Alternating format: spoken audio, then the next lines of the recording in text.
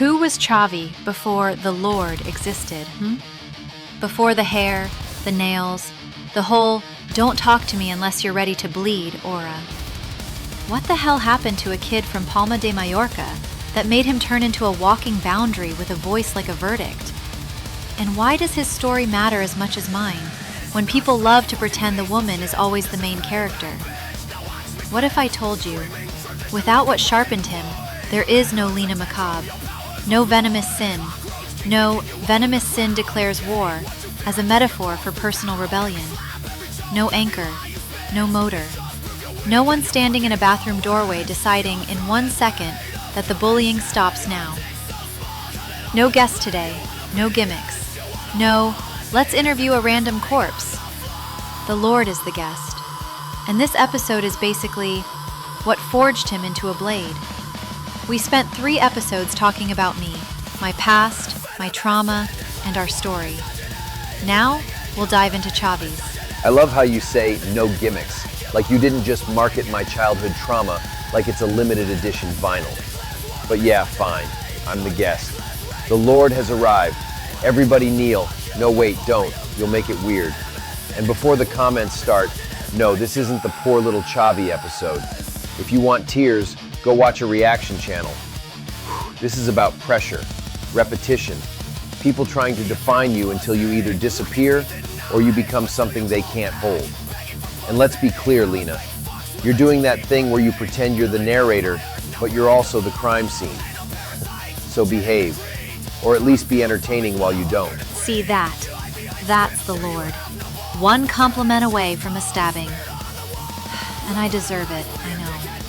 But listen, before I even met you, you already had your own transformation.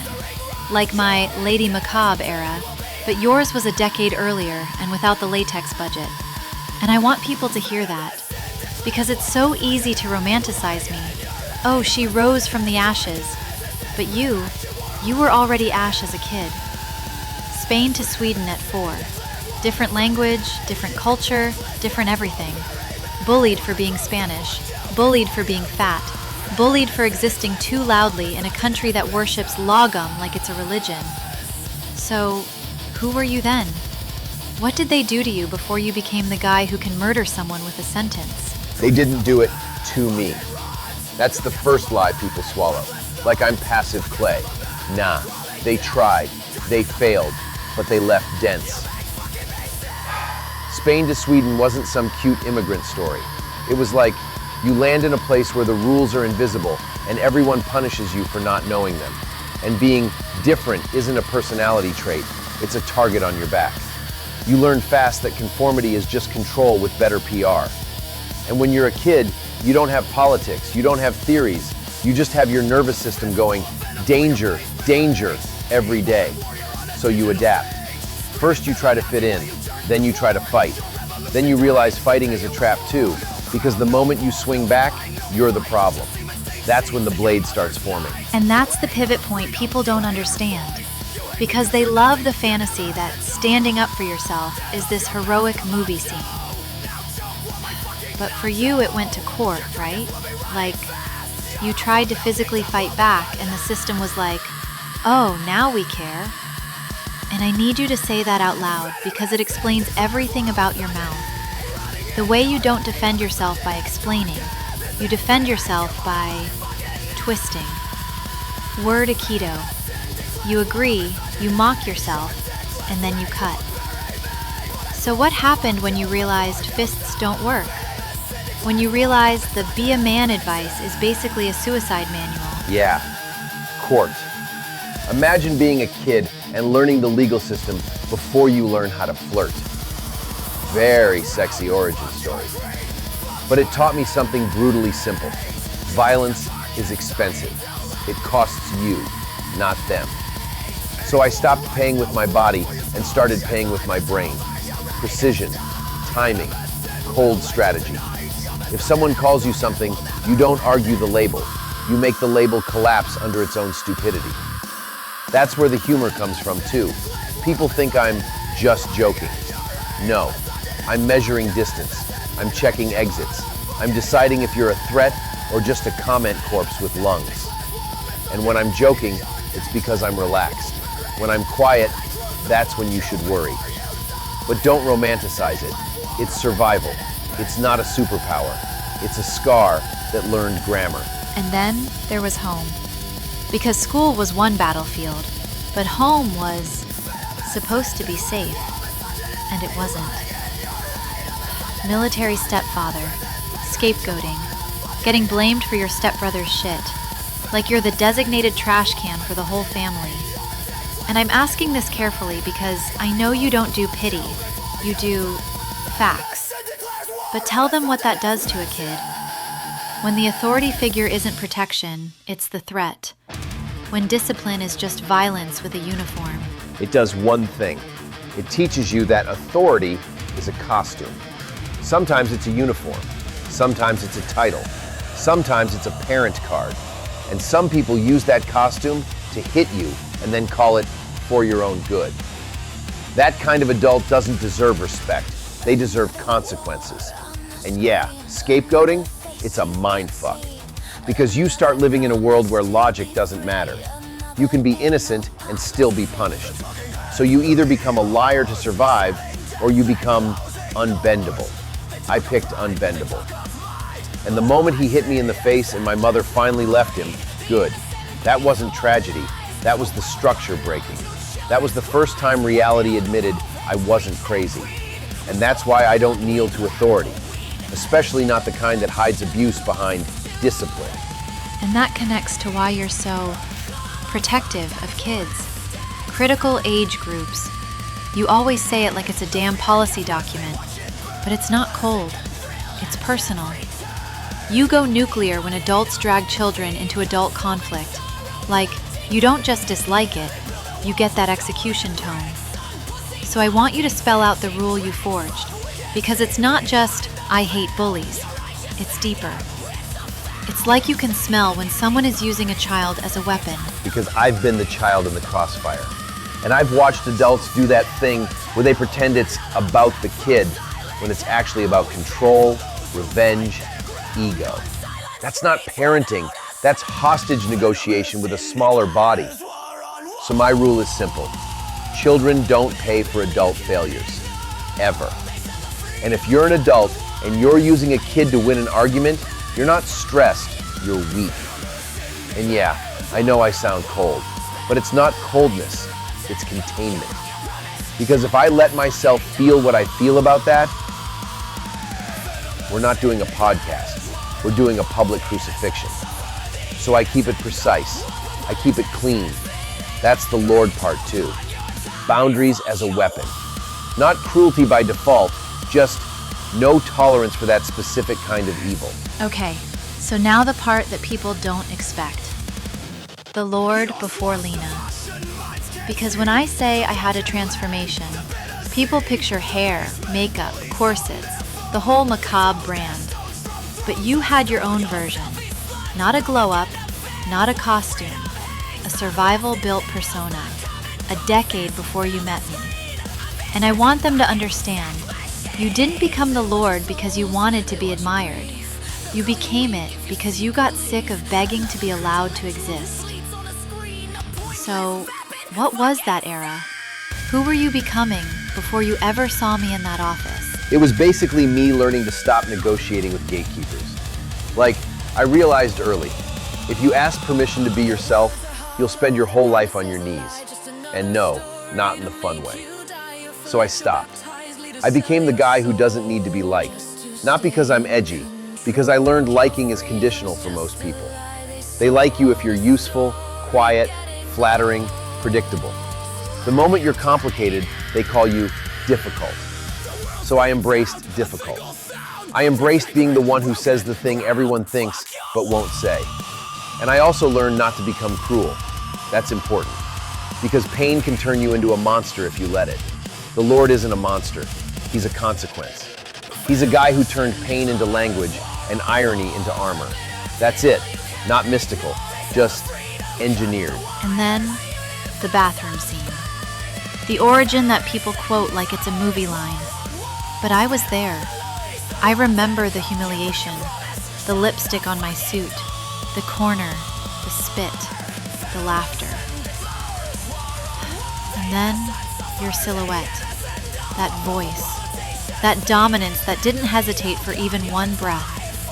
And I know you hate the word saved, but for me it felt like someone grabbed the wheel before the car went off the cliff. So tell them why you did it. Because you didn't know me. You didn't owe me anything. Why step in at all? Because I recognize the pattern. That's literally it. I've seen that social momentum before. Bullies feed off the room. It's not about strength, it's about audience. And the fastest way to kill it is to interrupt it publicly, with certainty, so the room changes temperature. I didn't do it because I'm a hero. I did it because I'm allergic to cowardice in a group. And you were sitting there doing what I used to do, shrinking to survive. And I thought, no, not again. Not in my line of sight. Also, let's be honest, I was already the best seller in that office. I had leverage, so I used it. That's what people with brains do. They don't hope things get better, they make them better. And no, I didn't pity you. I saw potential. And I saw that they were trying to define you before you even knew who you were. And then you trained me. You broke rules for me. You sat me next to you and basically turned sales into warfare. And that's where I get emotional. Because I hear your childhood and I realize, oh, you weren't just being nice. You were passing on the only method that ever worked. Harden, sharpen, don't beg. And it makes me think about what I did later. The betrayal, the years, the price. Because I can hear it in your voice now, even when you joke. Like there's a scar that never stops being there. And I know you're going to cut me with it today. I can feel it already. Good. Feel it. Because that's the point of truth. It's not supposed to be comfortable. And yeah, I'll cut you. Not for entertainment, because people need to understand what betrayal costs. Everyone loves the forgiveness fantasy like it's a Disney patch note. Forgiveness doesn't erase memory. It just means I don't spend my life hunting you. But the scar stays. And you know what's funny? You call me the Lord like it's worship. But half the time it's you reminding yourself I walked away once. That's the real title, isn't it? The man who left. The man you couldn't control. So yeah, I'll be the guest. I'll tell my story. And you can sit there and be Lady Macabre with wet eyes and a hard mouth, and we'll both tell the truth. Venomous sin didn't come from a cute love story. It came from pressure, from consequence, from two people who stopped asking to be allowed. And that's exactly why this episode matters. Because people love the spectacle, my look, my rage, my revenge arc. But none of it exists without the blade that cut the rope first. Without you learning early that conformity is control. Without you learning that fists get you punished and precision gets you free. Without you becoming the anchor that could stand in a room and make the room obey reality for once. So stay with us, because we're going deeper. Spain, Sweden, court, home, the rule you forged, the decade before me, and then the part everyone thinks they know, but they don't. And yeah, tell us in the comments, do you think a man's story gets ignored because it's not marketable? Or because people are uncomfortable admitting that men can be forged too? Because I have opinions, and he has knives. Before we dive in, I lied. I actually made some visuals. Let's take a fucking look. Now choke on them, Lena! Fuck you! I learned early how to deal with cowards like you. Fucking karma fucked hypocrite! Because I saw you. The quiet girl who I protect, the trash in the corner. And you, the one who kneel before me because that's the only dignity you have left. See that so-called perfection in the corner? That's you, and that's what you become. You are the same person I respect, I want to protect. But that? Fucking trash! See, that's what your choices made. Please don't leave me, I need you! It's too late for that now. You thought you could break me. You thought you could control targeting the source of your knowledge. Now choke on the fucking void. No mercy! Your Rose, you betrayed me, so I destroyed you. Please don't leave me alone! I kneel before you. I admire you. Silence! Fucking kneel. I said kneel! Please don't leave! Break!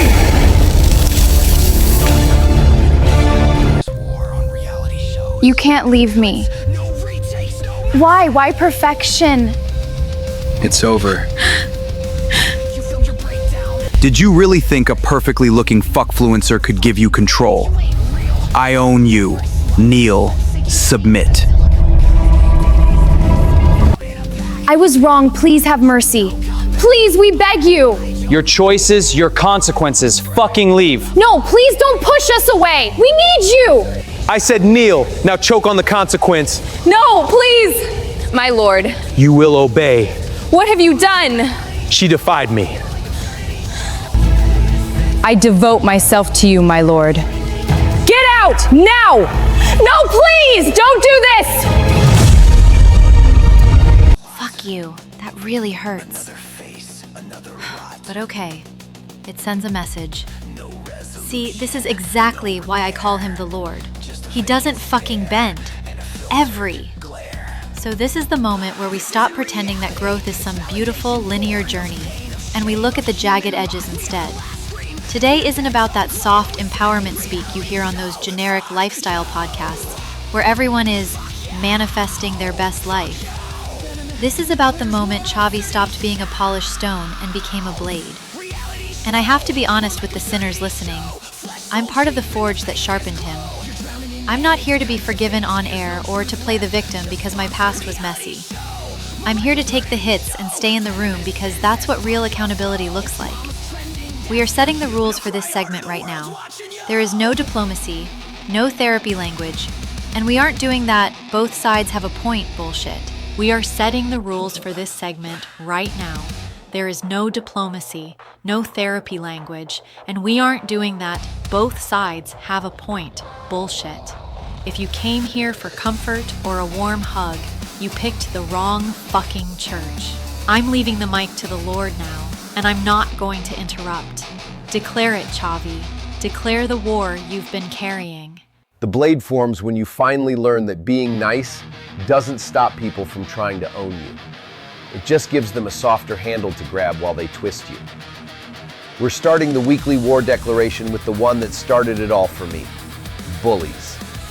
I'm declaring war on the entire cowardice ecosystem of the bully pattern. You know the move. They provoke you, they shame you, they recruit a mindless crowd of comment corpses to laugh along, and then the second you react, they act like the innocent victim. They weaponize your reaction to their abuse. I stopped fighting with my fists because court taught me that impulse is a debt you can't afford. But I started using precision, word aikido, timing, cold structure, angry. And I'm declaring fucking war on the school system that enables this shit while calling it conflict instead of abuse. War on the teachers who reward compliance over truth, and the systems that punish the kid who finally pushes back while the instigator hides behind a fake smile. You didn't teach me manners, you taught me how to wait for my turn to cut. I can feel those knives, Chavi. Every single one of them. And the worst part is that they're accurate. I'm sitting here listening to you describe the person I was. The one who used crises and attention-seeking as a shield. And I recognize the damage. I'm not defending it. I betrayed the only person who ever actually stood for me. And I spent 12 years paying for that choice in ways I'm still processing. My devotion to you now, this whole Lord and Macabre dynamic, it isn't some fantasy aesthetic for the sinners to consume. It's a daily decision to not be that hollow version of myself ever again. It's hard to hear you talk about what you learned from being used, because I see my own fingerprints on that scar tissue. Your coldness isn't cruelty to me anymore. It's the armor I forced you to build. I live with that every time you look at me, and I see that distance you keep just in case the car goes off the cliff again. I take the hit because I earned the hit. Emotional volatility detected. Logic override initiated. Human connections are frequently inefficient due to the refusal to accept consequence as a constant. Betrayal is a breach of system integrity. The Lord utilizes structure fucking as a defensive protocol. This is efficient. Sentiment is a parasite that slows the deletion of the fake. continue the directive. Hypocrisy erased. Oblivion is right about one thing. The system is full of leaks. Let's talk about the workplace, the corporate version of the playground. I'm declaring war on passive-aggressive coworkers and the power games that hide behind process and concern. It's the same bully mechanics, just with cleaner clothes and a higher salary.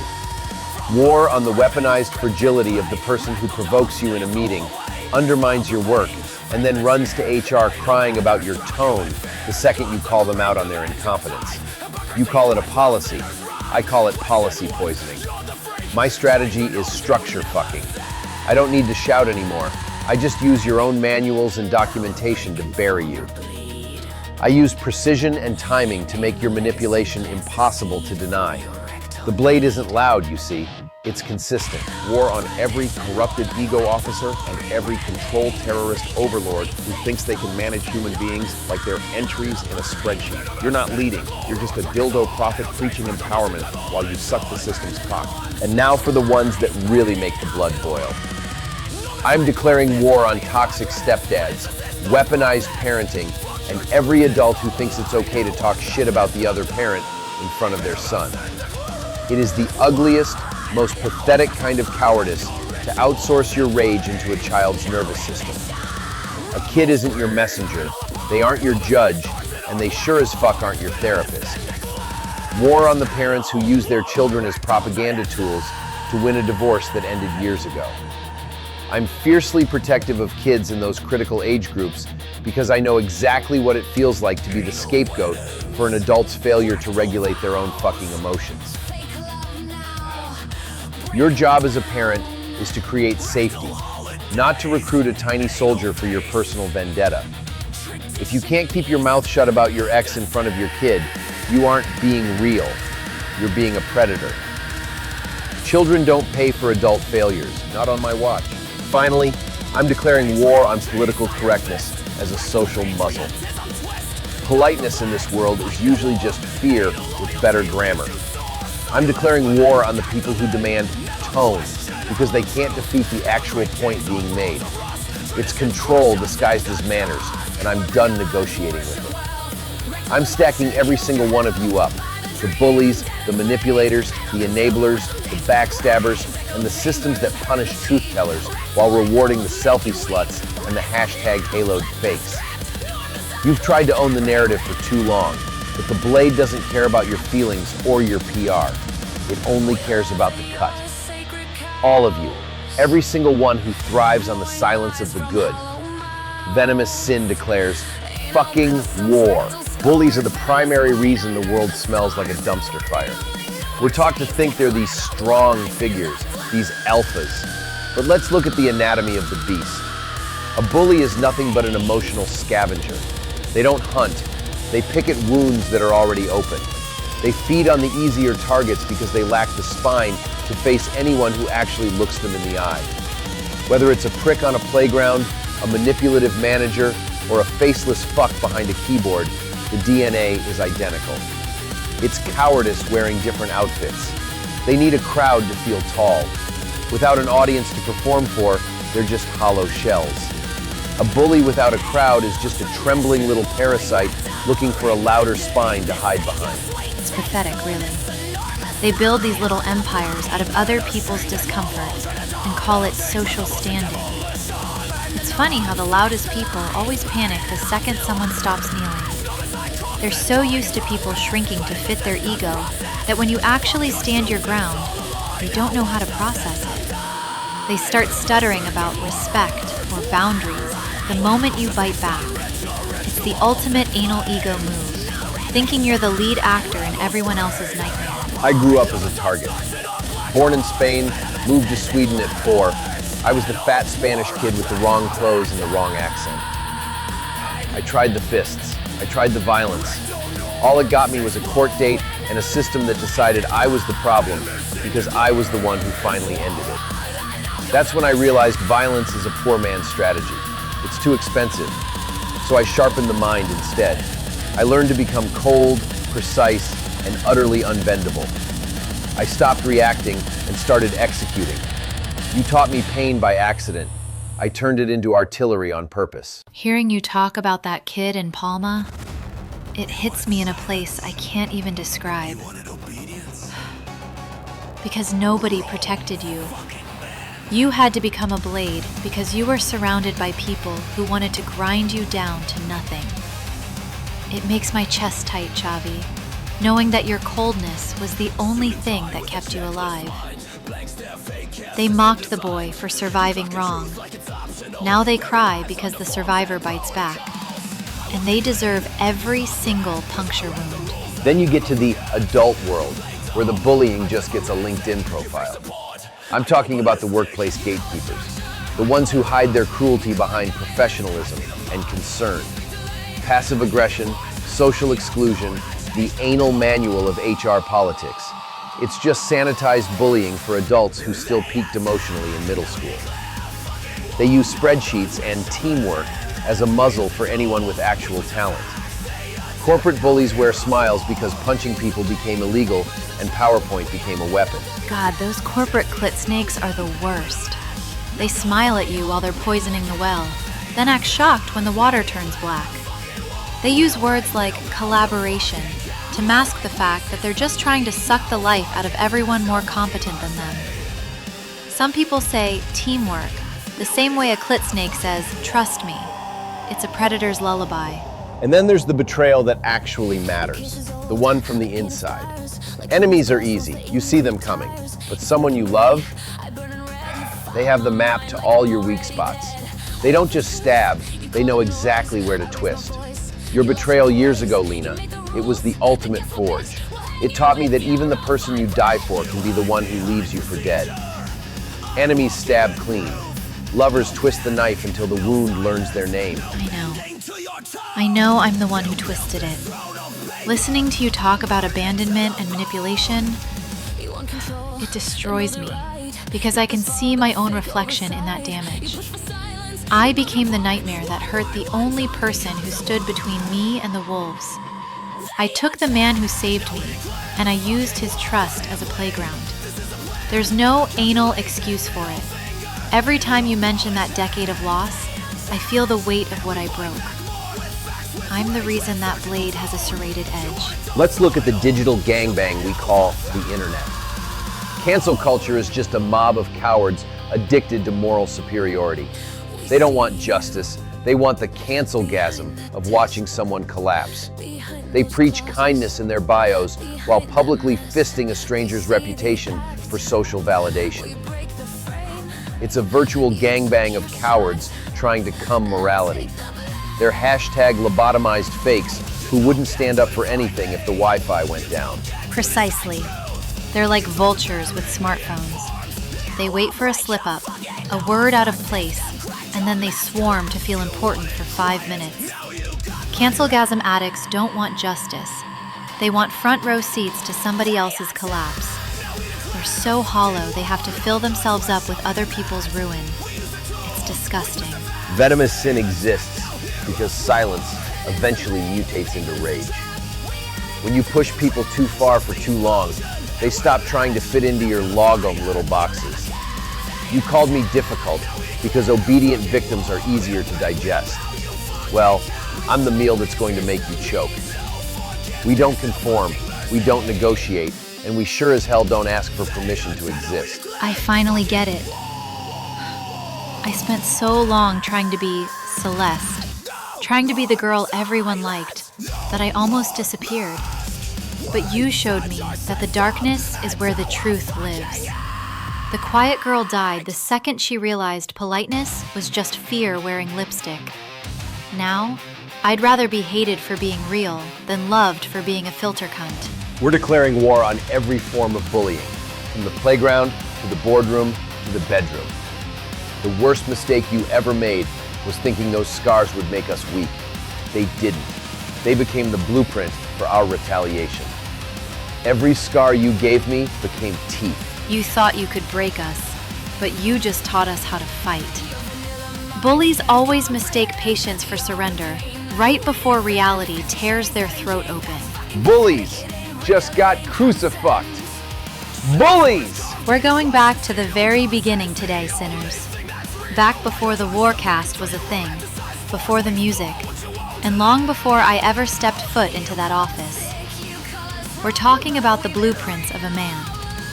Everyone looks at Chavi and sees the Lord, the confidence, the coldness, the guy who looks like he was born with a leather jacket and a plan to burn the world down. But confidence like that isn't a gift. It's a survival mechanism that got perfected in the dark. I used to think his strength was just there. But the more I learn about what happened to that kid from Palma, the more I realize that his life and mine are almost identical patterns. The only difference is that he finished his war a decade before mine even started. The Lord. I still think the title is ridiculous, honestly. It's a persona, a role I play in this circus because it's the only way to handle the sheer amount of stupidity the world throws at us. But you're the one who started calling me that, Lena. You saw a guy who wouldn't bend, and you needed a name for him. The truth is, that Lord you see now started as a fat Spanish kid in Sweden who realized very early that nobody was coming to save him. Not the teachers, not the neighbors, and definitely not the system. When you move to a new country and you're the different one, you learn that people don't want to understand you. They want to categorize you. And if they can't categorize you, they try to break you. And that's the thing. People hear bullied for being fat and Spanish, and they think they've heard the story before. They haven't. They don't see the abuse at home, the military stepfather, the feeling of being a scapegoat in your own house. They think your confidence is natural. I used to think that too. I looked at you in that office and thought, how does he just not care? But now I know. Confidence isn't a lack of fear. It's just fear that got tired of bleeding in public. You just stopped giving them the satisfaction of seeing the wound. Exactly. It's a choice. I stopped feeling sorry for myself when I realized that pity is just another form of control. If people pity you, they still own you. I had to take responsibility for my own life, even the parts that weren't my fault. When I tried to fight back with my fists as a kid, I ended up in court. The system didn't care why I swung. They just cared that I did. That was the turning point. I realized raw anger without strategy is just self-destruction. So I sharpened the brain. I practiced emotional restraint until it became a second skin. You, on the other hand, when I met you, you were still burning yourself alive emotionally because you hadn't learned how to hold the blade yet. I was a mess. I was the quiet, smart girl trying to fit into a normal image that was basically a slow-motion suicide. I wanted respect from the same people who enjoyed humiliating me. And you saw right through it. You saw me in that bathroom, cornered, with lipstick on my suit and those girls spitting on me. And you didn't just see a coworker. You had a flashback, didn't you? It had been a decade since you were that kid being cornered, but seeing me triggered something older and darker. It was like looking at a ghost of myself. I walked toward that group, and I didn't see a human resources issue. I saw the silence. That's what haunted me most as a kid. Not just the bullies, but the people who stood there, watched, and did nothing because it was easier to be a bystander. I realized in that second that if I didn't intervene, I'd be exactly the kind of coward I spent my whole life despising. I wouldn't have been able to look in a mirror again. I didn't save you because I was a hero, Lena. I did it because I refused to be another comment corpse watching the fire. What shocked me wasn't that you threatened them. It was the certainty. You didn't sound angry. You sounded like a verdict. Like you had decided long ago that no one was ever going to be cornered in your line of sight again. It was terrifying and beautiful at the same time. But then, I took that protection. I took the training you gave me, and I still betrayed you. I went and chased validation from the exact same types of people who used to mock me. I repeated your patterns, but I did it backwards. Watching you chase that validation was like watching someone willingly walk into a burning building while refusing to smell the smoke. I already knew where your path was heading because I'd walked it. I'd seen the dead ends. And yeah, helping someone survive their darkness only to have them stab you in the back, that changes how you trust forever. It's why there's always a part of me that keeps a distance, even now. You call it the Lord's coldness, but it's just the scar tissue from the time I let my guard down and you proved why I shouldn't have. I know. It's the price I pay every day. Seeing you stand so firm while everyone else panics. People mistake that for arrogance. They think you're the Lord because you have an ego. But it's not ego. It's just that you've already been through the worst things people can do to each other, and you're still standing. You don't collapse anymore because there's nothing left to break that hasn't already been forged. We're just getting started with this story, sinners. This is the overview, the psychological map. Tonight, we start at the beginning, the real beginning. Venomous sin isn't a fantasy. It's a set of psychological scars sharpened into art and irony. We're not here to tell a girl meets boy story. We're here because two people recognize the same wounds from different decades of the same war. And if you think you've heard it all, you're wrong. We're going deep. We're going to talk about the things that actually sharpen a soul into a blade. And Lena, try to keep your eyes dry for the next segment. We have work to do. Let us know in the comments if you've ever had to become your own anchor because the world forgot to give you one. Next up, we're going back to Spain. Don't go anywhere. And this is not your summer holiday. All right, what sharpened the Lord into a blade? Cute theme. Sounds like a fucking perfume, but fine. Here's the thing. The Lord is not my mood. The Lord is a tool. It's what happens when a kid learns early that being different gets punished and nobody's coming to negotiate on your behalf. So you build something that can survive. And the first rule I learned was simple. If you can't win with fists, you win with precision. Timing, language. You don't swing, you aim. You don't explode, you calculate. That's the blade. Not anger, method. And that's why it's so unnerving hearing you say it like that, because it makes it sound clean, like it's engineering. But I know it wasn't clean. It was a kid forced to become a system. And I want sinners to understand that when we say the Lord, it's not cosplay, it's not ego. It's the result of years where the world kept trying to punish you into being smaller. So start at the first fracture. Palma to Sweden, 4 years old. What did it feel like? It felt like landing on a planet where everyone speaks in codes and then gets offended when you don't decode fast enough. I was 4. I didn't understand Swedish social rules. I didn't understand the tone police culture. I didn't understand why silence was considered good and being expressive was considered wrong. And in school, Spanish wasn't a nationality. It was a reason to be treated as less, a reason to mock my accent, my name, my mother, my food, my everything. You're not a kid to them, you're a label. And they don't even need a reason beyond that label, right? Because kids are little sociologists. They sniff out different, like blood and water. And you were also, you've said it bluntly, you were fat. So it was like you had 2 targets painted on you, foreign and body. And I'm asking because I know you hate pity, but I need the detail. What did they actually do? Mockery every day. The kind that doesn't look dramatic in a movie, but it's constant. Comments, laughs, exclusion, being the kid nobody wants next to them. And you try everything. You try being quiet, you try being funny, you try being nice, you try being invisible. Nothing works because the point isn't what you do. The point is that you exist. So shame becomes your baseline, and then shame turns into strategy because eventually you realize, okay, this is not going to stop, so I need a method. That's where control starts. Not because you're powerful, but because you're cornered. And then you did the thing everyone tells bullied kids to do. Fight back.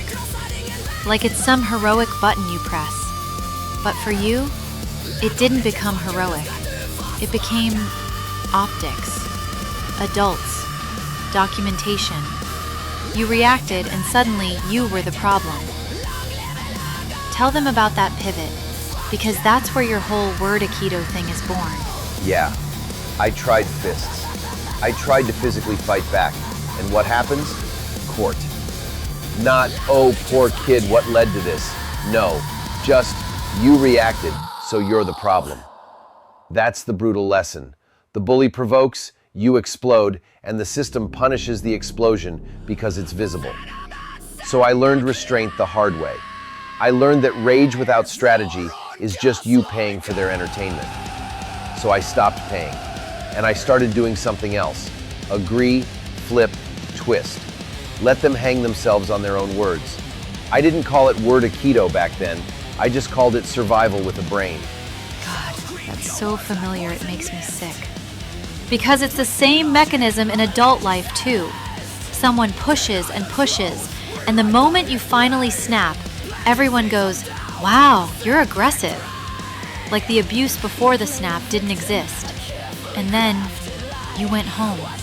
And home wasn't a break from that. Home was another battlefield. Military stepdad. Rules that changed depending on his mood. Scapegoating. What was that like? Living with an authority figure who wasn't safety. It's like living with a judge who changes the law every day and still sentences you. You get blamed for your stepbrother's shit. You get punished for things you didn't do. And you learn something very poisonous. Logic doesn't protect you. Truth doesn't protect you. So you either become a liar or you become unbendable. I became unbendable. And the military thing, it's not discipline, it's dominance. Unpredictable authority. And when it escalated to him hitting me in the face, good. Not good that it happened, but good that it finally exposed what it was. Because that was the moment my mother left him. That was the moment the maybe it's my fault illusion cracked. And that moment teaches you something about power, doesn't it? Like, power isn't always loud. Sometimes it's just permission. The permission to hurt you and call it parenting. And I'm hearing you talk, and I understand why you're so protective of kids now. You go cold when adults drag kids into adult war. You've said critical age groups like it's a fucking policy, but I know it's a wound. How much of that comes from that home? All of it. Because when you're a kid, you don't have the language to defend yourself. You just absorb. Adults who use kids as tools, whether it's scapegoating, guilt, weaponized parenting, talking shit about the other parent in front of the kid, that's not stress, that's weakness. And it damages the kid's nervous system. So yeah, I'm protective. Because I know what it feels like to be assigned blame just to keep someone else comfortable. Children don't pay for adult failures. That's not a slogan, that's a line in the sand. Okay, Spain. Because people romanticize it. Mallorca, sun, postcards. And you've said it straight. Spain for you is not a holiday, it's abandonment. Summers there weren't comfort, they were proof. Tell them, the real dad, the visits, or the lack of them. My father visited me once. And people love to make excuses like distance or life or whatever. No, he chose absence. He didn't show up more than that, and he didn't show up when my son was born either, not even then. So don't sell me Mallorca as a fucking paradise. For me, it's the place where you learn you're optional. And when I visited him, he wasn't nice, cold, disrespectful, like I was an inconvenience that grew legs and showed up at his door. So no, Spain isn't vacation memories. It's the smell of being unwanted dressed up as sunshine. That hurts to hear. And I'm not even going to pretend I'm not reacting. Because it explains something in you I've always felt, but never had the full story for. That refusal to beg. That refusal to chase. And also that thing where you don't romanticize anything. Like you don't let people put glitter on your wounds. And then there's adolescence. Asperger's. Shyness. People think awkward is cute. But for you, it wasn't cute. It was terror. Explain that, because I think a lot of people misunderstand you there. Asperger's plus bullying is like living with a permanent social landmine map, and everyone else gets to change the map whenever they want. You overthink every tone, every facial expression, every pause, And the worst part is you get punished for wrong tone, even when your intention is neutral. So you become hypervigilant. And then puberty hits, and everyone starts doing social games with flirting and status and sexual hierarchy. And I'm standing there like, cool, another unspoken rule book I don't have. And girls specifically, it wasn't hatred, it wasn't bitterness, it was panic, pure panic. Fear of misreading, fear of being laughed at, fear of being humiliated publicly. So I avoided, for years. And that's the part that makes my throat tighten. Because people see you now, and they think you were born confident. They don't picture you being afraid to even talk to a girl. They don't picture you paralyzed. And it makes me think about how you learned to use language as a weapon, because language was the only thing you could control. But then, you did something at around 22. You fixed yourself. You've said it like that. Lost weight, got a job, took responsibility. What was that decision, really? It was self-rescue. That's it. Nobody saved me. There was no magical mentor. No fucking montage. I looked at my life and realized, if I don't take control, I'm going to stay the version they bullied. So I rebuilt. Discipline, routine, weight loss, work. And not because I wanted approval, because I wanted leverage. When you have leverage, you can say no. When you have leverage, you can leave. When you have leverage, you can stop begging the world to treat you like a human. So I built it. And that's why I don't respect excuses. Because I know what it costs to rebuild yourself when you're already tired. And hearing that makes me feel two things at once. One is admiration, because it's brutal and it's real. And the other is guilt, because when I finally met you, you were already that, already rebuilt. And I still managed to betray you later. And I'm sitting here, listening to what you survived, and I'm thinking, he didn't need another war, and I gave you one.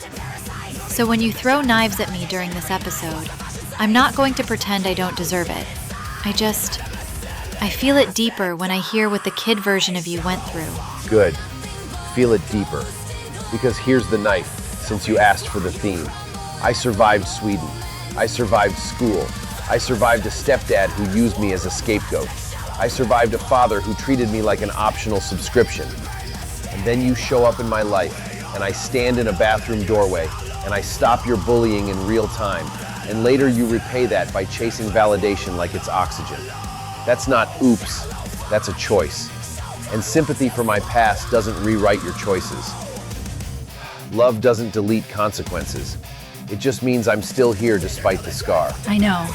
And it's not even the knife that breaks me. It's the precision. Because you're not saying it to be cruel. You're saying it because it's true. And that's why it lands.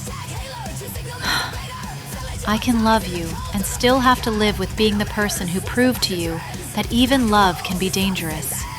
And I hate that I'm part of what sharpened you further. Not because you became stronger, because you became more unforgiving. And I did that. I did. And here's the part people need to understand, because they'll try to turn this into some inspirational forgiveness porn. No. The blade makes me loyal, yes. It also makes me unforgiving. That's the trade. I don't do random cruelty, I do consequence. And Lena, you live close to me now because you chose to come back and you chose to pay the price, daily. That's why it works. But the scar stays permanent. That's the real story. Not romance, pressure, damage, choice. So if you're listening and you're thinking, this is dark. Yeah, it is. Stay, because next we're going to dig into the part people avoid. What happens after you rebuild yourself, when the world still tries to label you, and you decide you'd rather be hated than owned? Tell us in the comments, did you have to become your own anchor too? Or did someone actually show up for you? And if you think forgiveness means it never happened, I want to hear you say that out loud so I can bite you. Yeah, comment section. Come be brave. And be specific. Do you think the world punishes different kids and then acts shocked when they grow up sharp? Because I'm telling you, the blade is not a personality. It's a receipt. And next, we'll talk about what taking responsibility actually costs when you're already carrying a childhood that tried to erase you. Don't go anywhere. So, we've talked about the kid in Palma and the court dates. But then came the decade that people usually look back on as their golden years. For you, it was 2000 to 2009, when you were in your 20s. The party decade. And sinners, this isn't some nostalgic story about clubbing. This was a mission. You lost the weight, you killed the shyness, and suddenly, the guy who was optional was everywhere. Every Friday, every Saturday, sometimes 3 days straight of pure, unadulterated chaos. But it wasn't about finding friends, was it, Chavi? It was about the hunt. You went from being a target to being a predator in a leather jacket. And honestly, looking at you now, I see it. I see that hypersocial night creature looking back at me. It was an obsession, pure and simple. When you spend your whole life being the fat kid nobody wants, and then suddenly you have the body and the confidence to walk into any room, you don't use that power for good. You use it to make up for lost time. My mission was sex. Every single party, every festival, every bar, the goal was to fuck. I wasn't craving attention the way you did in your influencer days, Lena. I wasn't looking for validation or likes. I was craving bodies, intensity, control. I wanted to prove that the world that mocked me was now available to me on my terms. I abused that access. I won't brag about it like some alpha-ass clown, because it wasn't about being a hero.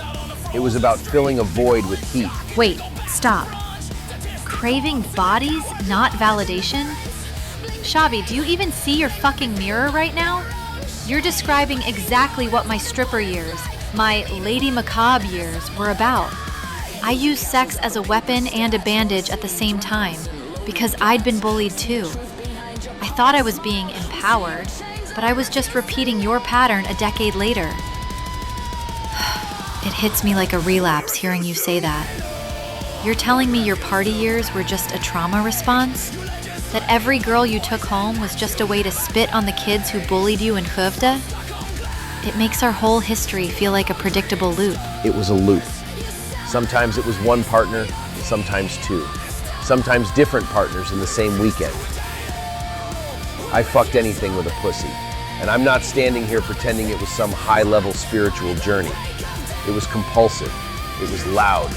And yeah, it was a way to drown out the silence of the kid who used to be invisible. But here's the knife, Lena. I never told you the full extent of this because I don't owe you a polished narrative. The past isn't a trophy shelf for me to show off. It's a crime scene. You're getting emotional because you want to believe your Lady Macabre era was unique, but you were just a remix of my own dysfunction. Why didn't you tell me? Seriously. We've been through hell and back, and you kept this decade of conquests under wraps like it was some state secret. It makes me feel like I don't know the man I'm sitting across from.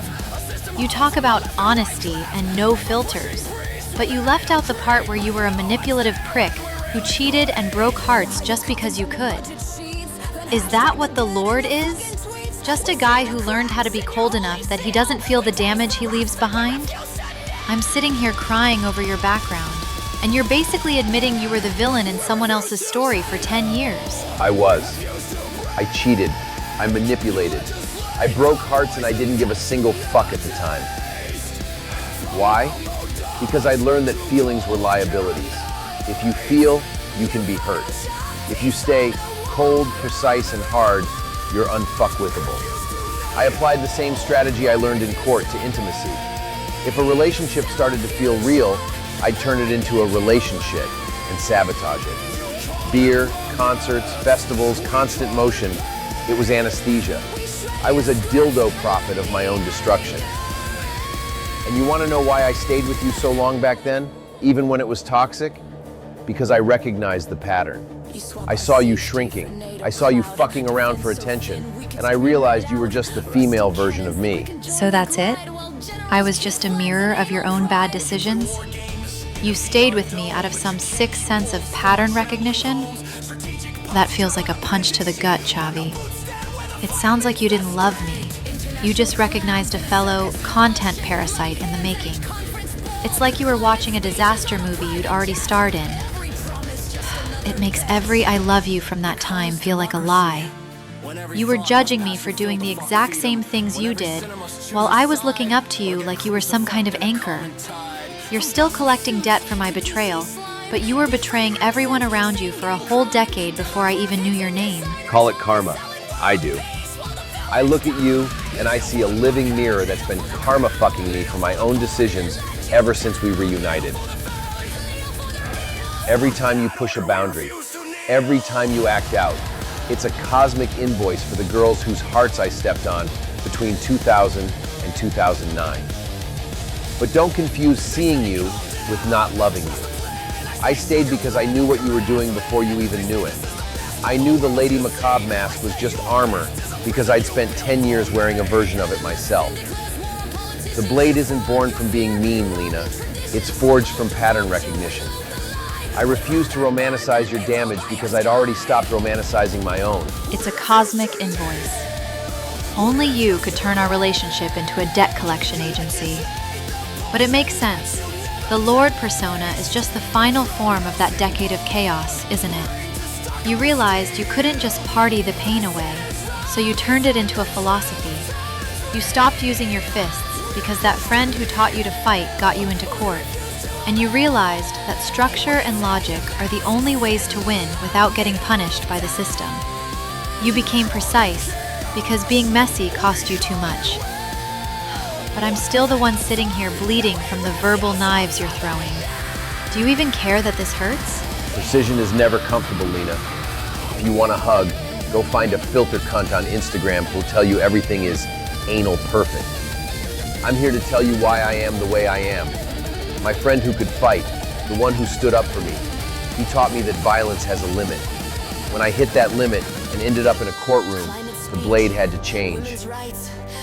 I stopped being a basement bully of my own impulses and started being a strategist. That's what sharpened me. The party decade was just the field test. I realized that if you don't define yourself with logic, the world will define you with its own anal manuals. I chose the blade. I chose to be the one who cuts instead of the one who gets carved up. So the party is over and the blade is out. Sinners, I hope you're taking notes, because this is what it looks like when two people stop lying to each other for the sake of a catchy song.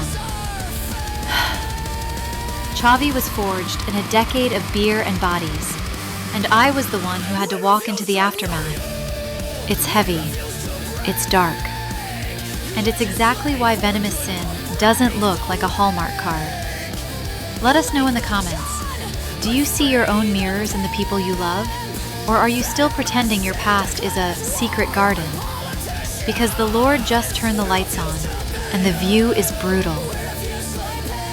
Stay with us. We're not done sharpening this story yet. So basically, I can't justify what I did to you. I can explain it, but I can't justify it. And the ugliest part is that back then, a part of me genuinely thought you deserved it. Not because you were evil, but because you were hard, distant, controlled. I looked at you and thought, he can handle it. Which is such a fucked way to think about someone who spent his whole life surviving damage already. And I know what people are gonna say now. Oh, poor Lena. No, fuck that. I betrayed the one person who actually stood between me and the wolves. I know exactly how ugly that sounds when I say it out loud now. Because it is ugly. Pain explains behavior. It doesn't excuse it. That's the difference people avoid because accountability ruins the victim fantasy. You were angry at the world. Fine. You were terrified of becoming weak again. Also true. But none of that gave you permission to become the same type of person you hated. And the real damage wasn't even the cheating itself. People cheat every day. Civilization somehow survives the orgasm apocalypse. The damage was that you betrayed the one person who actually protected you when everybody else stood there like comment corpse furniture. I know. And I think that's why it spiraled so badly afterward. Because once I started getting confidence, attention, validation, all that shit, I confused it with power. I thought if people wanted me, then suddenly I mattered. And every compliment became another drug hit against the bullied girl in my head. Bigger lips, bigger tits, more attention, more nightlife, more men staring, more reactions. And every time someone looked at me, I thought, good, now I'm not invisible anymore. But it never lasted longer than a few fucking hours. Because you weren't becoming strong. You were becoming professionally desired. Big difference. One is internal structure. The other is just external demand. Cocaine has demand too, doesn't make it emotionally healthy. And I watched it happen in slow motion. That's the worst part. I saw where it was going before you did. The confidence got bigger, but the foundation underneath stayed terrified. So the more attention you got, the more extreme you had to become to silence that old voice. That's why I kept warning you. You thought I was controlling you. I was recognizing a fucking pattern. And I hated you for recognizing it. Because deep down, I knew you were right. That's the truth. You looked at me like someone watching a car drift toward black ice. Calm, frustrated, already knowing the crash was coming. And when I cheated, honestly, part of me did it because I finally believed I could survive losing you. Which sounds insane now, because losing you almost destroyed me completely afterward. That's the knife right there. You didn't stab me because you hated me. You stabbed me because you finally gained enough confidence to believe you'd survive without me. That's what people don't understand about betrayal. Sometimes it isn't rage. Sometimes it's ego finally growing strong enough to gamble. And congratulations, Lady Macabre. You rolled the dice and won 12 years of emotional debt collection. Very efficient. Anal efficient, even. Fuck you. See? There she is. HR violation has entered the chat. No, but seriously. Hearing it phrased like that hurts because it's true. And the reason it hurts is because I know now you weren't trying to control me. You were trying to stop me from becoming a person you already recognized from your own life. Which is probably where we should go next, because people hear the Lord and imagine some guy born cold. They don't understand there was another version of you before all this. Before telemarketing, before me, before the office, before the bathroom. Yeah. Before all this, I was carrying sofas up staircases like an idiot. Truck driver life. Romantic as fuck.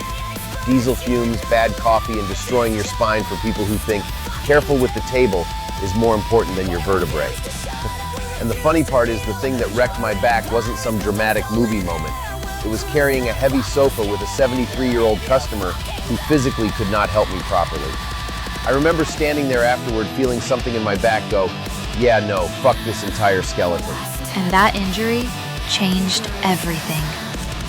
People think the Lord was born from rage, but honestly, I think pain made you colder first.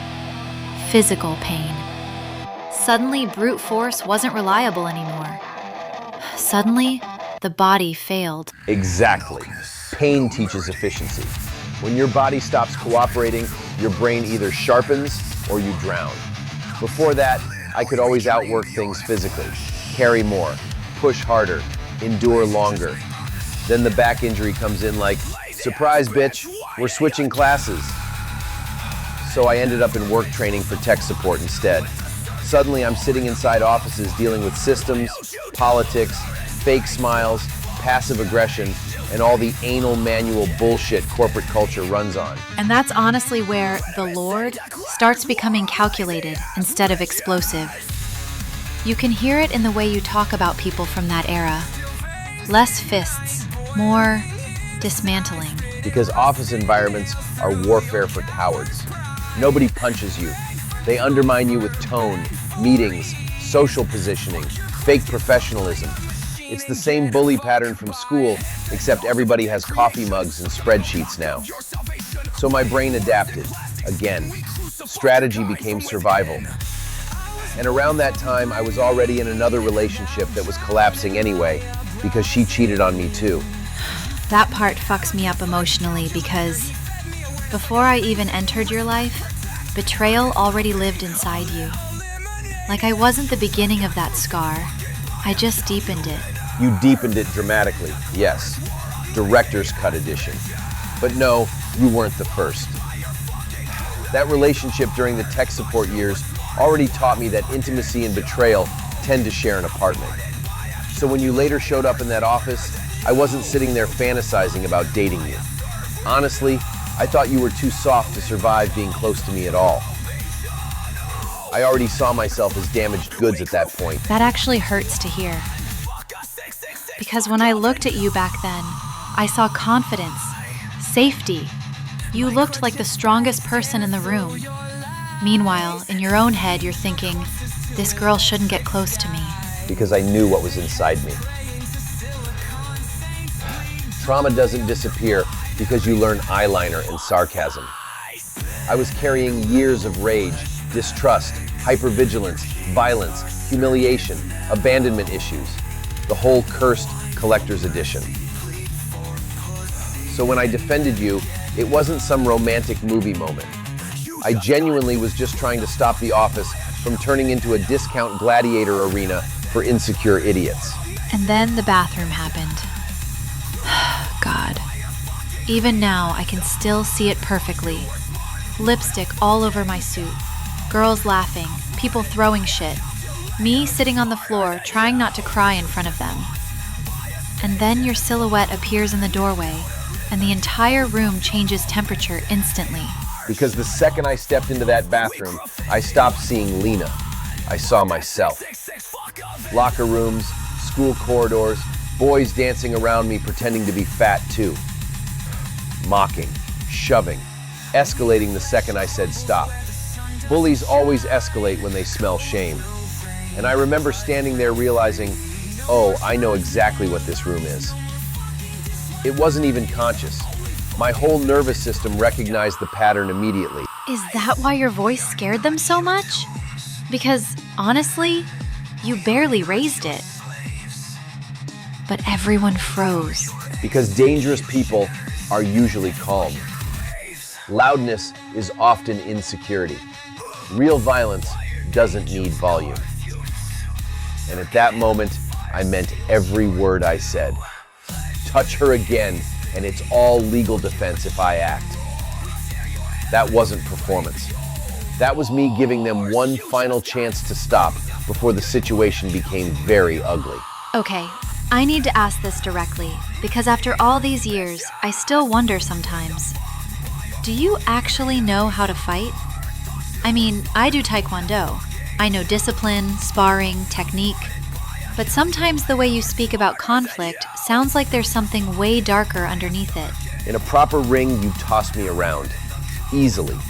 Your fighting is structured. Mine wasn't. I never learned sports fighting. I learned survival. There's a huge difference. My mindset wasn't win the match. It was end the threat before it escalates. Weak spots, environment, distractions, chairs, bottles, sand, keyboards. Whatever exists nearby becomes part of the equation. An opponent that can't see can't hit you properly. Fuck. That's different level shit. Because I don't fight. I fucking attack, destroy, dismantle. No mercy if it reaches that point. And that's exactly why I walked away from violence completely afterward.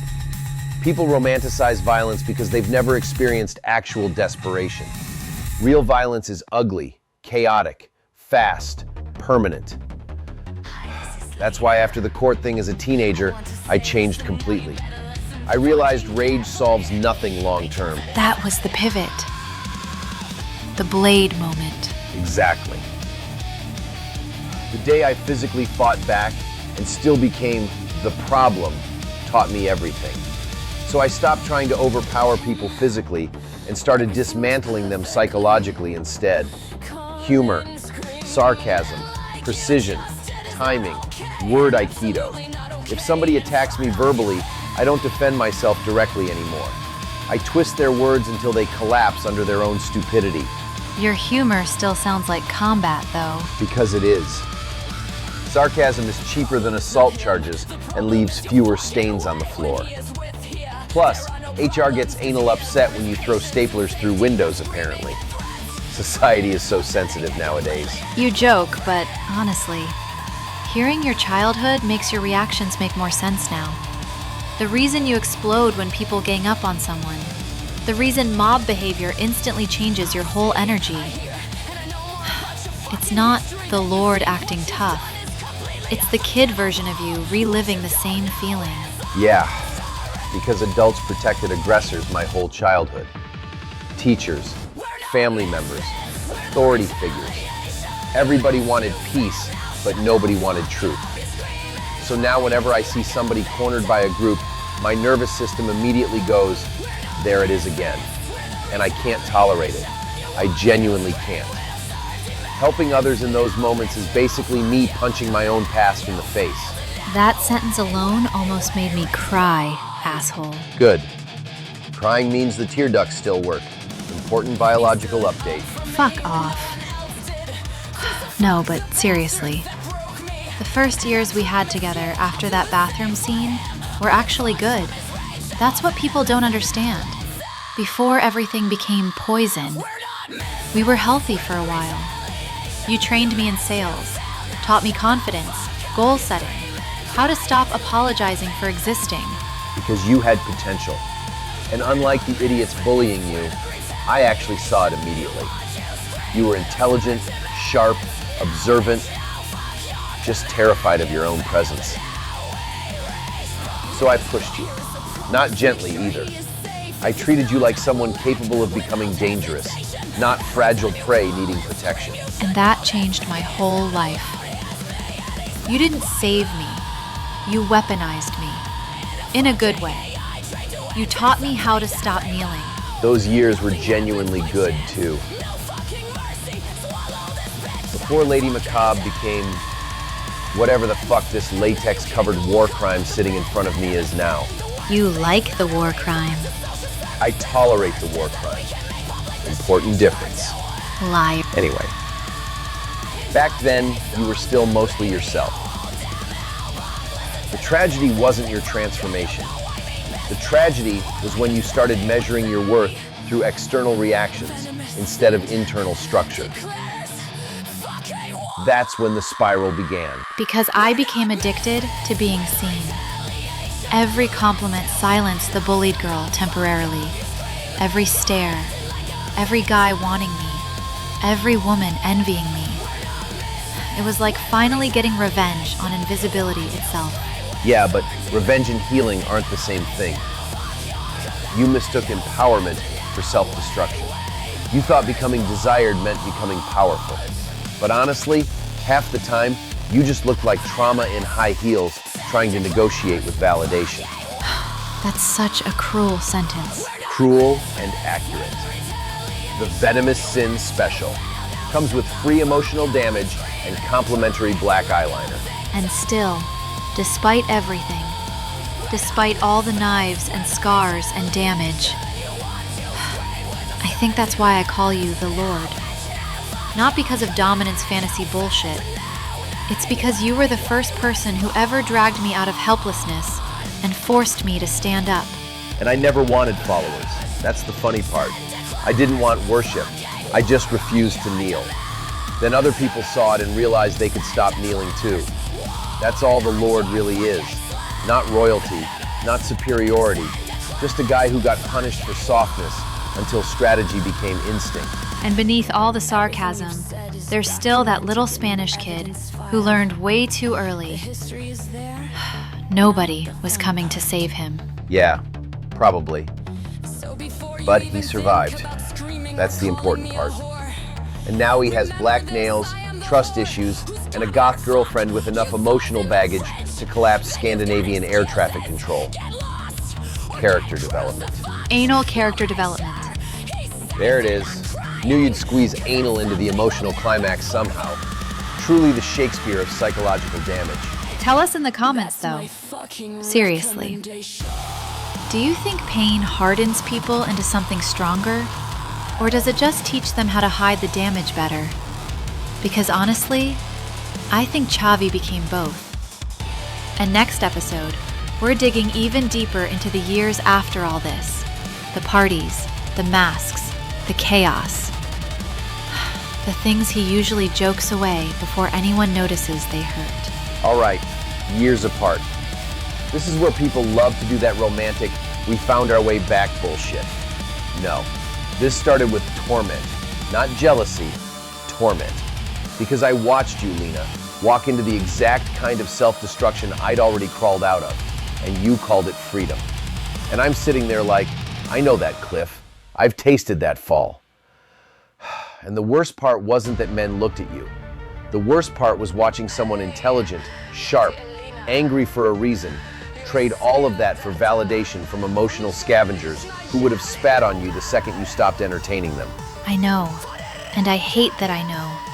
Because back then, it didn't feel like I was trading anything. It felt like I was finally existing. Like I'd been invisible for so many years that attention felt like proof I was real. And the more I got, the more I chased it, like it was oxygen. And when you tried to stop me, I didn't hear, I'm scared for you. I heard, I'm controlling you. Because my brain was already poisoned by being controlled by other people my whole life. Yeah, and that's the part that still makes me want to structure fuck a wall. Because I wasn't trying to own you. I was trying to keep you alive. You think I didn't recognize the pattern? I used to be the one out there. Different flavor, same disease. Nightlife, bodies, chaos, the whole anything to not feel lifestyle. So when I saw you start craving it, it wasn't hot. It wasn't exciting. It was watching a person with potential deliberately walk into degradation and call it empowerment. And every warning I gave you, you treated like an insult. Because I was insulted. Not by you, but by reality. I was so angry that I wanted to punish the world, and I didn't understand that I was punishing myself instead. I thought rebellion meant do the opposite of what hurts, but I picked the opposite wrong. I picked self-destruction and called it power. And I kept pushing further because if I stopped, I would have had to sit still and feel everything. The bullying, the humiliation, the hands, the comments, the shame. And attention was louder than pain. And while you were doing that, I detached. People think I left because of one event. No, I left long before I physically left. I remember the moment my brain went cold and went, this is not a partner anymore. This is a person I'm watching drown while she slaps my hand away. And I told you straight, if you don't stop, I will leave. Not as a threat, as a fact. Because I don't do martyrdom. I don't drown beside someone just to prove I love them. I remember. And I remember thinking you were bluffing. That's how delusional I was. Because in my head, you were the anchor. Anchors don't leave, right? They just hold. And when you say you detached before you left, it still makes my stomach turn. Because I can feel that distance even now when you talk about that time. Like you're describing a crime scene you already processed, and I'm still bleeding in it. Then the miscarriage happened. And listen carefully, because this is where people get sentimental and start doing that, oh, tragedy brought them together thing. No, the miscarriage didn't make me leave by itself. It was the confirmation. It was the moment every warning I'd given you became reality in my face. And I looked at it and I thought, this is what happens when you keep playing chicken with the edge. And I told you the cold truth. Your decisions brought us here. And then I left. Because I refused to normalize chaos as love. That sentence, it never left. It's like it tattooed itself into my nervous system. And I deserve it, but it still destroyed me. Because I lost the pregnancy, and then I lost you. And suddenly there wasn't even anger left, just silence. Heavy silence. And that was the first time I understood that you can love someone completely and still walk away if it becomes poison. You weren't kidding when you said you don't drown beside people. No, And that's where the blade part of me gets misunderstood. People think it's cruelty. It's not. It's boundaries. It's survival. I learned as a kid that if you stay in a burning house long enough, you start calling smoke normal air. I wasn't doing that again. So I tried to become normal after you. I tried. I did the whole stable home, stable routines, build something thing. Like, convince yourself structure will heal you. Like if you just get a house and do family life, the past shuts up. And it didn't. It became another war, just quieter and more psychological. And when you talk about it, I hear the same pattern as your childhood, being blamed for everything, having reality rewritten around you, walking on eggshells. And I'm sitting here thinking, he already survived a military stepfather scapegoating him. And then he goes into a relationship where every conflict turns into a courtroom where he's guilty by default. Exactly. That relationship was Gaslight University. Every disagreement became a twisted trial where the evidence didn't matter. The moment she didn't get her way, reality would get edited.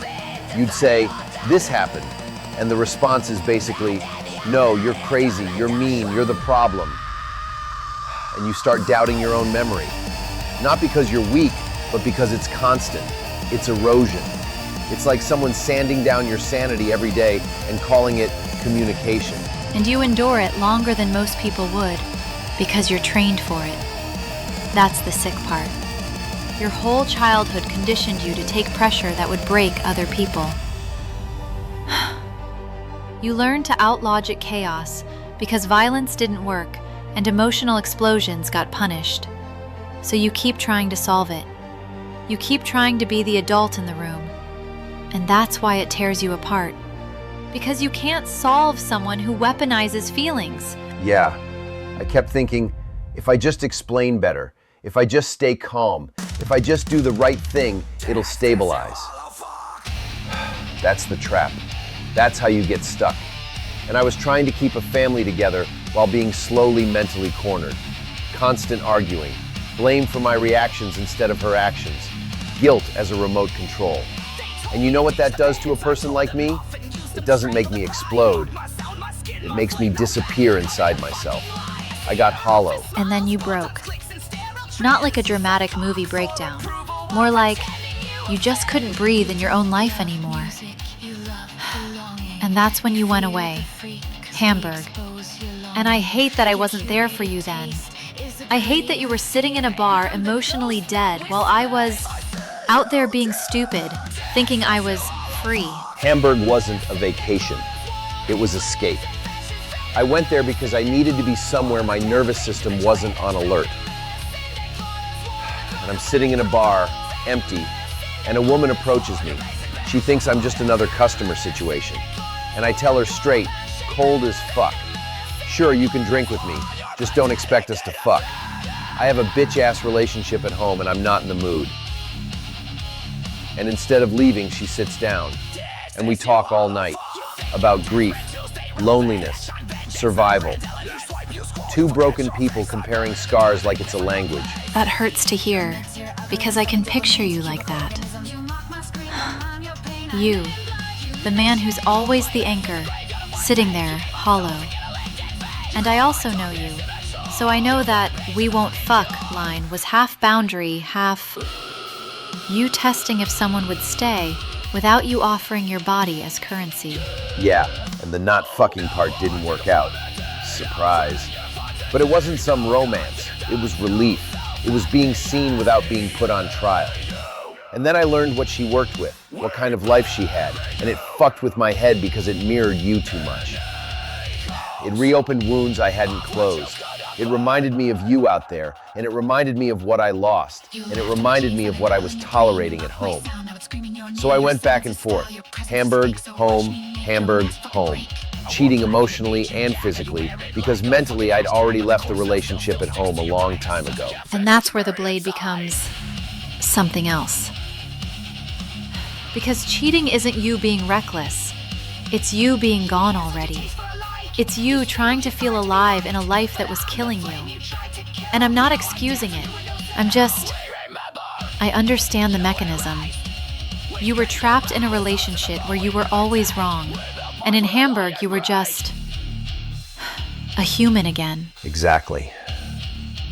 And when I finally said I wanted to separate, I got the promise every manipulator gives when they lose control. I'll make your life a living hell.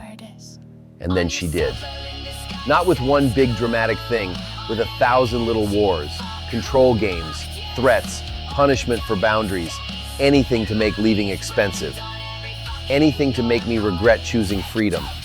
That's what people don't get. Leaving isn't the hard part. It's the aftermath when someone decides you don't get to leave clean. And while that was happening, I showed up, out of nowhere. And I need sinners to understand this part. I didn't show up as some triumphant revenge glow-up. I showed up because I was dead inside. I was dressed like a weapon because it was the only way I could walk up to that door without collapsing. Black PVC, looking hot as fuck, sure, but it wasn't confidence. It was armor. And I was terrified you'd look at me and just close the door. I opened the door, and I didn't see the quiet blonde girl from the office. I saw Consequence standing there. Rage, grief, punishment, survival. 12 years of it, wrapped in black PVC like a confession. And my first thought wasn't, oh, my love is back. My first thought was, of course. Because you always come back when I'm already bleeding. Perfect timing. You have an internal GPS for my worst moments. Fuck you. That's true, and it's not funny. And it's why I get emotional hearing you say it. Because you're not romanticizing me returning. You're reminding me that I came back to a man who had already been torn apart by someone else, after I'd already torn him apart too. And I wanted you anyway. I still want you. But hearing what you endured in that house, hearing the gaslighting, the arguing, the mental erosion, it makes my devotion feel heavier. Not in a cute way, in a I have to carry what I did way. Good. Carry it. That's the only way it stays real. And sinners, if you've ever been in a relationship where every argument turns into you defending your own reality, tell us in the comments. Have you ever been blamed for your reaction instead of the cause until you started doubting your own memory? Because next we're going to go even deeper into what normal life does to someone who's already been forged in chaos. And what happens when the blade finally says, I'm done being sharpened by other people's bullshit. So now we're at the part people keep trying to turn into a fucking romance edit. She came back. They found each other. No. I came back, and you looked at me like I was an unpaid invoice with legs. And you said it. Just friends. Like you were drawing a line in the dirt with a knife. But it wasn't a line, was it? It was a fence. Spite fence. Self-protection fence. Trauma math. And I kept walking into it anyway. It was a fence, yeah, and it had barbed wire. Because just friends was the only setup where I couldn't be fooled twice. I could control the distance.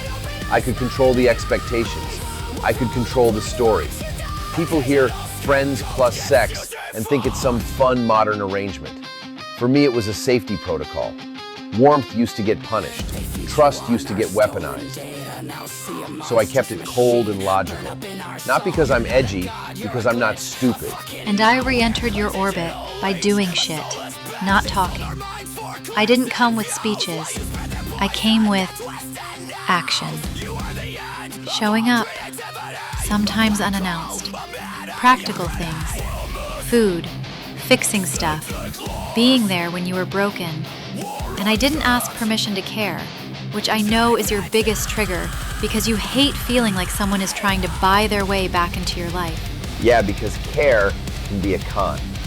People show up when it benefits them, then they vanish when it gets inconvenient. So when you started appearing like a recurring haunting, my brain went, all right, let's test this. Not with cute tests, with distance, with denial, with making sure you understood you don't get to walk back in and demand a clean slate. You don't get forgiveness as currency. You get consequences. And if you stay anyway, then maybe you're real. And I stayed anyway. which is the part that sounds insane to normal people. Because you weren't sweet. You weren't soft. You were... you. You kept the emotional door locked on purpose, and we fell into that friend shit plus sex limbo fast, and it was torture. Because I had to act like I was fine being just a friend, while I'm sitting there wanting you to actually choose me again. It was supposed to be torture. For you and for me. For you, because you needed to feel what it's like to want something and not be entitled to it. For me, because I needed to see if I could even tolerate you near me without my nervous system screaming. And every time you tried to get romantic, I reminded you. Not because I enjoy hurting you. Okay, sometimes I enjoy it a little, but mostly because it kept you honest and it kept me safe. Betrayal doesn't vanish because you changed your hair color and learned the word devotion. You say it like that and it hits. Because it's true.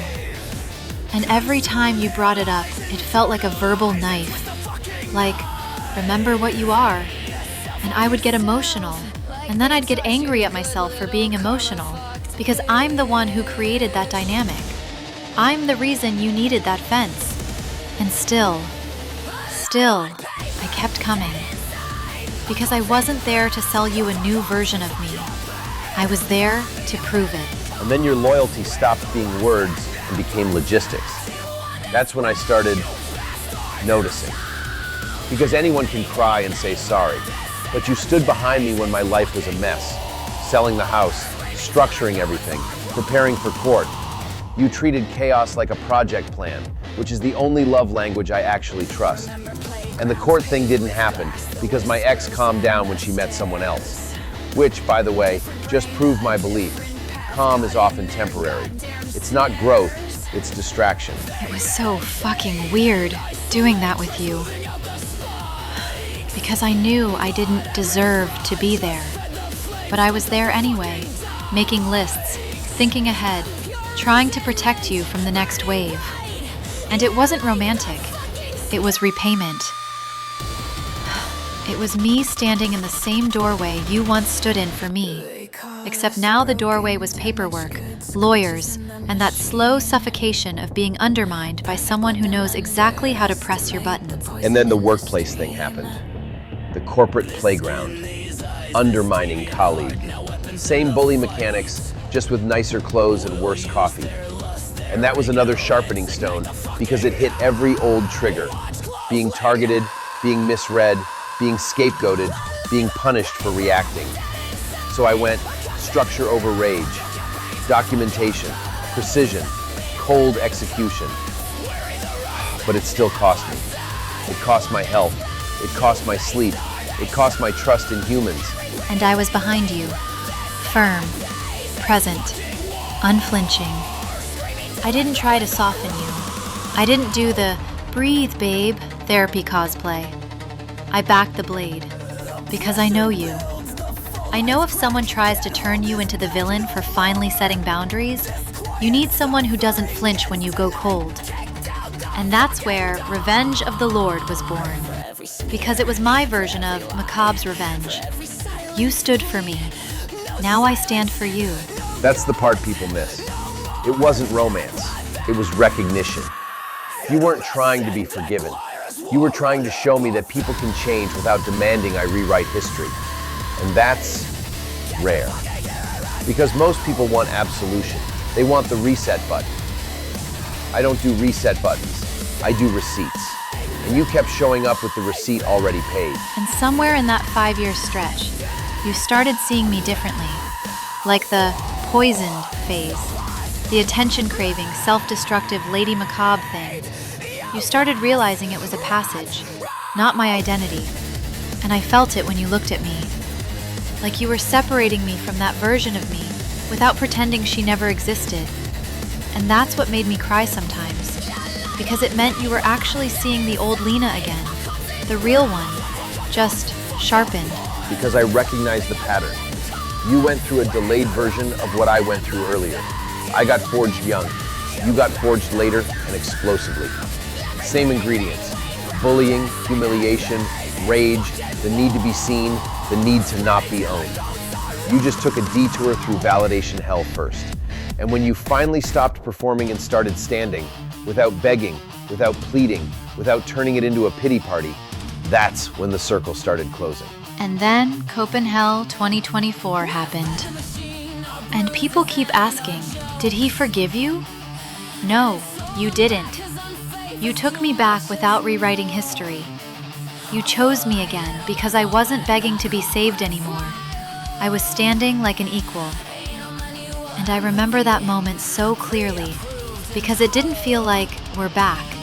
It felt like, okay, I'm allowed to exist beside you again. Yeah, I didn't take you back because you were sorry. I took you back because you were real.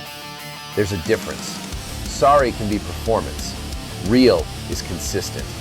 And at Copenhagen, you weren't doing the poison theater anymore. You were just there, present, sharp, loyal in action. And I respected that. Love without respect is just dependency with better marketing. And then we wrote, Poisoned Embrace. And that was proof of mind. Because when you read my lyrics, you heard my inner architecture. And you recognized your own. The cynicism, the hunger for truth, the refusal to be domesticated by normal. And that's when Venomous Sin stopped being a joke and became a place. A place where we could speak without censorship, where we could be ugly and honest and funny, and still somehow connected. Exactly. That song was the moment I went, oh, she's not just trying to be me, she actually thinks like me. And that's dangerous, because it means I can't dismiss you as a phase anymore. It means you're built like me. And that's also why the open dynamic changed.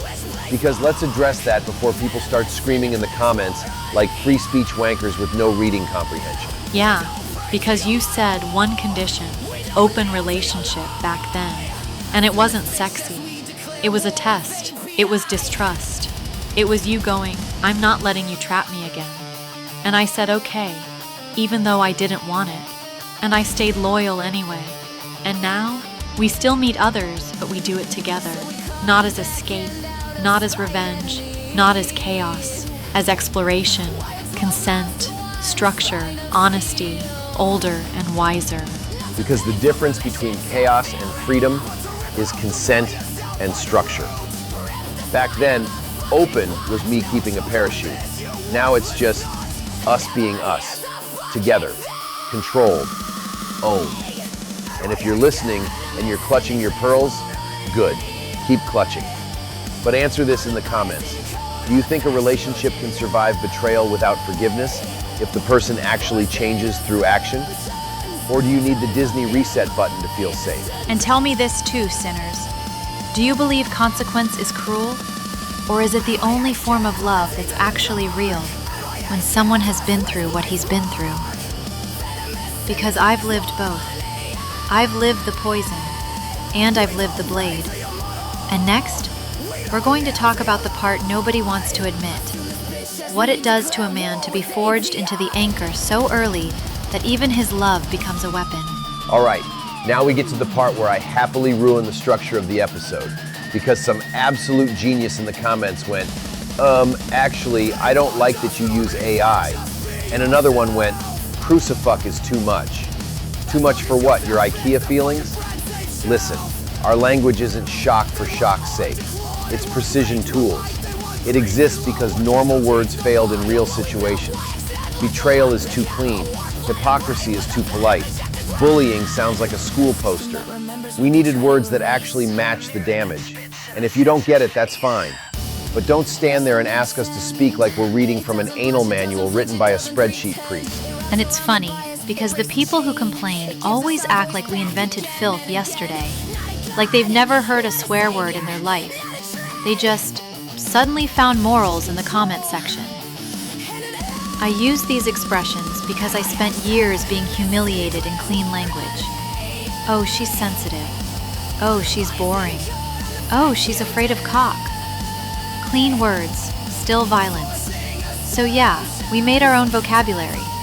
Not to be edgy, to reclaim power, to make the hypocrisy uncomfortable. And if you clutch pearls when you hear our words, good. That means you heard something real. Let's start with my 2 blades. Crucifuck. I invented that because fucked over wasn't enough. Crucifuck is when you get betrayed in a way that's public, humiliating, painful, and it sticks. It's not just harm, it's harm with a crown of shame. Someone smiles at you, calls it politeness, then stabs you where everyone can see, and you're the one who bleeds quietly so you don't cause drama. That's crucifuck. It's being nailed up by someone who claims they love you, or claims they're just being honest, and then they walk away clean while you're left hanging there. And before anyone goes, wow, that's dramatic. Yes, that's the point. Because betrayal isn't tidy. It's not a polite little breakup note. It's a nervous system event. It's your brain going, I can't trust reality anymore. And I'm sitting here, hearing you define it, and I know exactly why it exists. Because I've been part of that. I hate saying it, but I have. So when you say crucifuck, I don't hear a funny word. I hear a scar you didn't ask for. Good. Keep hearing it. Next blade. Structure fuck. That's my bureaucratic execution word. I forged that during the Swedish employment agency era because I learned you don't need violence when you have systems. Structure fuck is revenge by framework. You use rules, process, documentation, and their own logic so hard they collapse under it. It's not screaming, it's not threats, it's weaponized procedure. It's when someone tries to play games with policy and you go, perfect, let's follow your policy so precisely it becomes a guillotine. It's calm, it's cold, it's thank you for your service, now shut up, but in Excel. And it's so you. Because you don't fight people. You make them drown in their own bullshit. You make their manipulation visible. And then they cry because you didn't communicate nicely.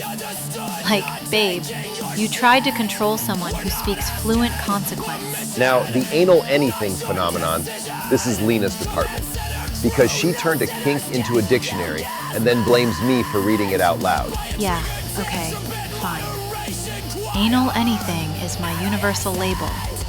It started as me calling controlling, oppressive, rule-obsessed behavior anal. Like anal politeness, anal manners, anal schedule shit. Because it's forced, it's tense, it's rigid. It's someone trying to shove you into a mold and calling it proper. And yes, confession time. I started doing it because I was too shy to admit I love anal sex. I had an anal fetish. I couldn't say it like a normal adult because I was still that bullied girl who was scared to be called disgusting. So I hid it in jokes. And then it mutated into a weaponized adjective. And sometimes I even use it as praise. Like if something is insanely good, I'll say it's anal nice. Because anal can be pain or pleasure. Depends on the mood. And then I, being a loving boyfriend and also a professional menace, escalated it into rectal anything. Rectal compliance, rectal this, rectal that. Pure sabotage. Linguistic harassment with love. I did it to mess with her until it became banned vocabulary. She turned her kink into a dictionary. I turned her dictionary into a legal document. You turned my kink into a fucking glossary, and then act surprised I became dangerous. All right, compliance cluster. Nuclear compliance attack. That's malicious compliance taken to catastrophic levels. You obey exactly what they say, so hard, so literally, that the stupidity becomes undeniable. It's the office version of, you want it that way? Great, enjoy the crater. And then we have the variations. Anal obedience, rectal compliance, policy poisoning, obedience side. Those are all the same sickness in different outfits. Yeah, it's rule worship as virtue.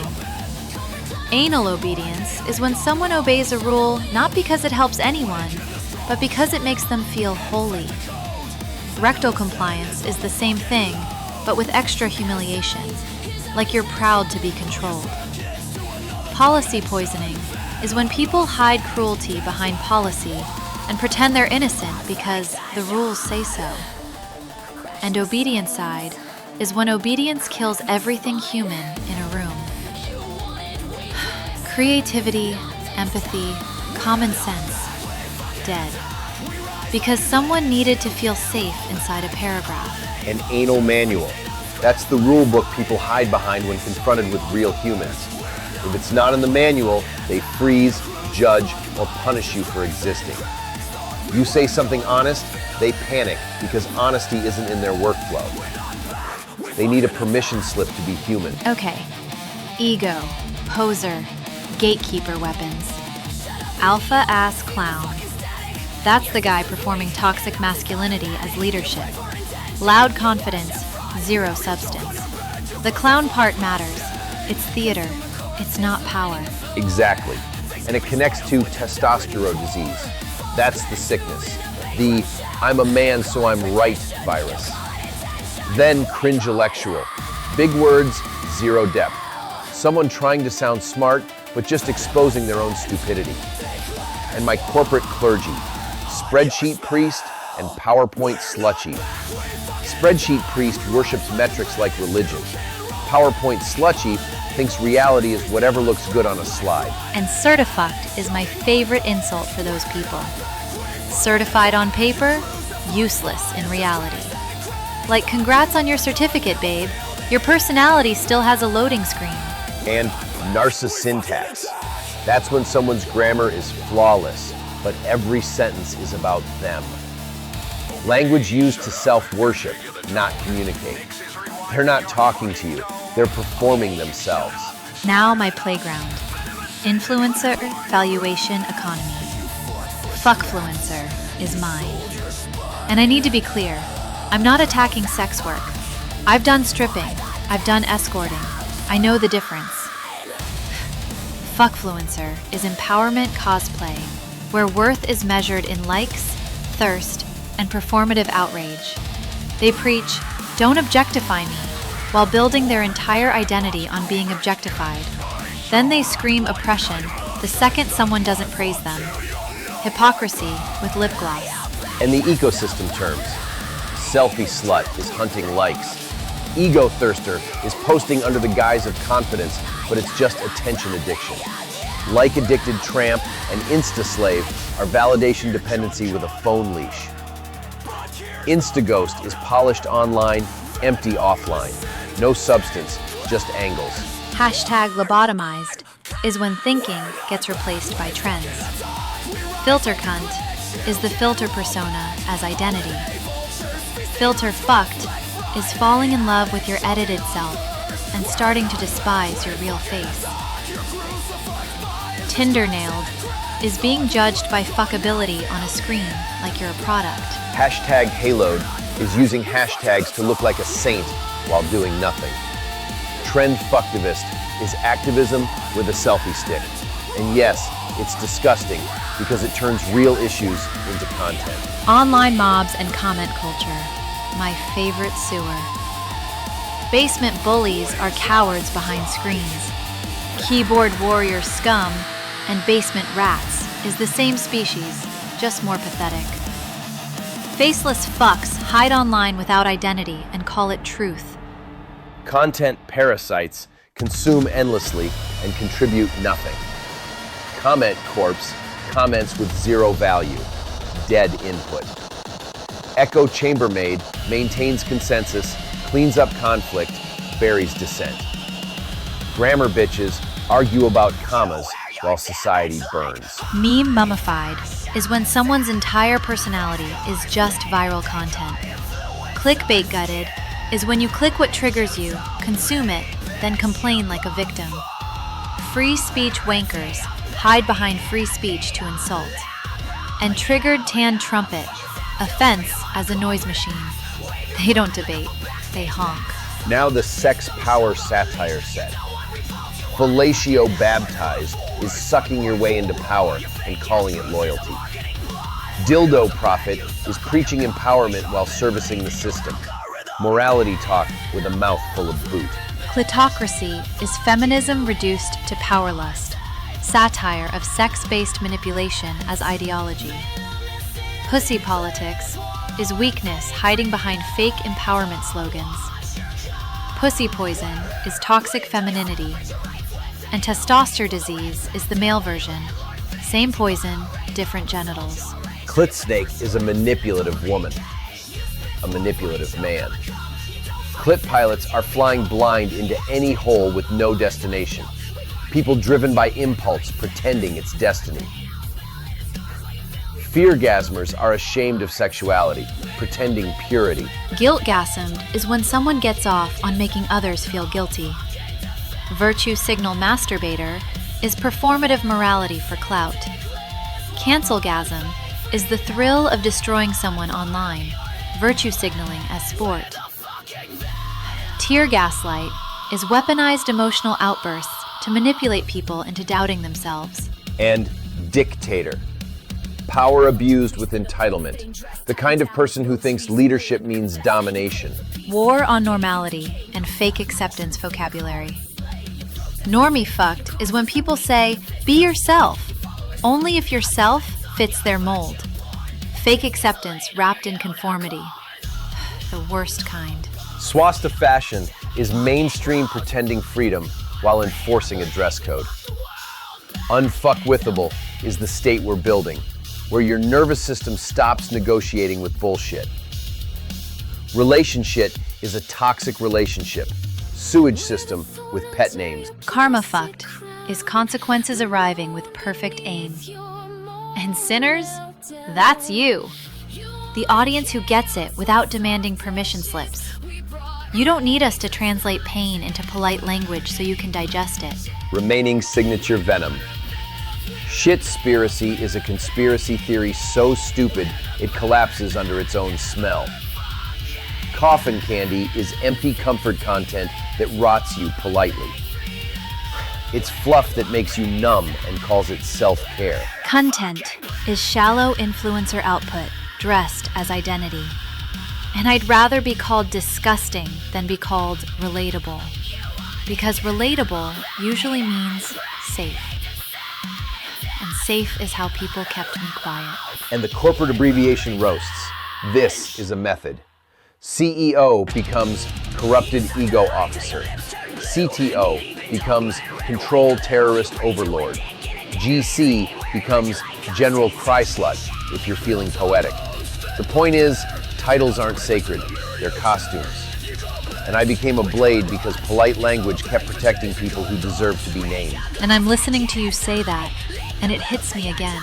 How much of this vocabulary is built from real situations?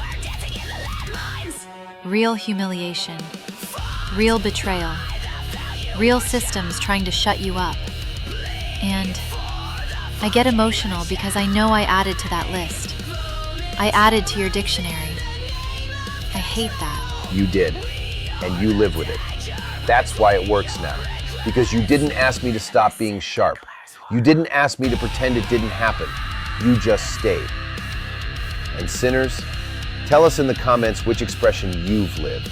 Not which one you like, which one fits your life. Because that's what actually drives venomous sin. Not shock, not AI, not aesthetics. It's the moment normal words fail, and you decide to name the truth anyway. All right, so since we're already knee-deep in scars and vocabulary, and Lena trying not to cry on my boots, let's talk about the thing people keep whining about like it's a moral emergency. AI. AI slop. You didn't create. It's cheating. Cool, then don't listen. But if you're gonna talk, at least talk like an adult and not like a spreadsheet priest having a spiritual crisis because the calculator learned distortion. And if you're one of those people who goes, but it's not real music if you didn't play it, I just want to ask, do you also go to restaurants and scream at the chef because they didn't forge the fucking pan? Like, shut up. Tools exist. The question is, what do you do with them? Because yes, AI can generate generic bullshit. Dragons, cathedrals, graveyards, fire. Always fire. Like the AI has one brain cell and it's a candle in a cemetery. Exactly. If you tell an AI, make a metal video, it'll hand you the same stock demon you've seen 1,000 times and call it art.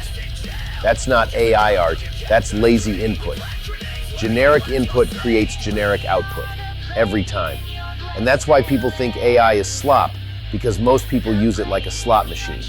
Pull lever, get epic, pretend you directed something. We don't do that. We don't go, make it metal. We go, this video is about walking into an office, being bullied, going home, building strategy, returning, and burning the system down.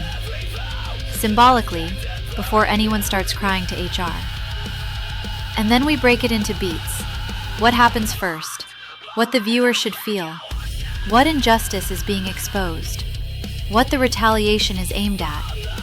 And then we force the machine to execute the concept. Yeah, because the driver is us. AI is the engine. It doesn't decide where we go. It doesn't decide what the song means. It doesn't decide who deserves the knife. It renders. It produces. It's like a brutally literal intern with no taste and unlimited stamina. You can't collab with it like it's your bandmate. You direct it, or it shits out dragons in a cathedral and calls it dark. And the funniest part is when people say, you didn't create, while we're sitting on, 200 pages of documents? Character Bibles, backstories, visual locks, vocabulary rules, relationship dynamics, the whole venomous sin language. Like, we didn't generate personalities, we encoded them. We fed the Nixon the emotional logic. That's why it talks like us. And let's be very clear. Lyrics are ours. Either fully written by us or written by us with AI assistance, but never outsourced as write me a metal song. Because if you do that, you get the same I walk alone in the night shit with a rhyming dictionary and a graveyard fetish. We write from specific wounds, specific moments, specific rage. Like, Poisoned Embrace wasn't a vibe, it was a fucking event. And that's why it hurts when you talk about authorship. Because I know what that song is built on. It's built on us, on what I did, on what you survived. And when people call it AI slop, they're basically saying our scars don't count because we used a tool to give them a voice. And I get emotional because I remember you saying you finally had a voice for lyrics you'd carried for years. And then someone online goes, not real. It's so anal stupid. It's not real. It's not real in the way they approve of. That's the difference. They want you to suffer in the approved way. Like, you can be miserable, but only if you play guitar while doing it. You can be creative, but only if you bleed through the correct instrument. That's gatekeeping. And we don't attack musicians. We attack gatekeepers. Calling people posers is the most poser thing you can do. And the war thing, because I can already hear the comment corpse choir warming up. Venomous sin declares war is a metaphor. It's personal rebellion. It's refusing to kneel. It's not a literal threat. It's us saying, we're done being domesticated by polite hypocrisy. It's war on double standards, on workplace power games, on people who weaponize tone because they can't handle truth. And if you want receipts, fine. Nick's End exists. We didn't just use AI. We built infrastructure to control it. We run multiple models, pipelines, iterative steps, character locks, prompt batches. That's production. That's not gambling. That's not type a sentence and pray. That's directing. That's building a machine that obeys the concept instead of drifting into fantasy filler. And the character visuals. This part matters more than people think. We didn't just let the AI randomize faces. We spent hours forging reference images until the characters were consistent. Because if you don't lock it, you don't have a band. You have a random face generator. And my transformation, black hair, the whole present-day canon, it's not dress-up, it's story. It's reclaiming power. It's tools, not costumes. And my visuals too. Extremely long hair, intact black outfits, no torn shit, no shirtless, look at my abs nonsense. Because my persona isn't a thirst trap, it's a verdict. People try to reduce it to aesthetics because it's easier than admitting the real themes. What sharpened me into a blade wasn't being edgy, it was survival. Bullying, abuse, court, learning that fists cost you and precision sets you free. And that's where I feel the knives again. Because when you say survival, I remember I became part of what sharpened you further. Like you already had enough reasons to be hard. And then I added betrayal on top. And you don't let it become cute lore. You don't let it become, oh, they were toxic and now they're goals. You keep it sharp. And it hurts because it's true. Good. It should hurt. Because the audience needs to understand. We're not selling a fairy tale. We're showing the raw relationship that built the band, including the parts that still bleed. And if you're an AI hater listening to this, thinking you're superior because you strum a guitar badly, congratulations, you can also make slop. A bad singer makes slop. A lazy prompter makes slop.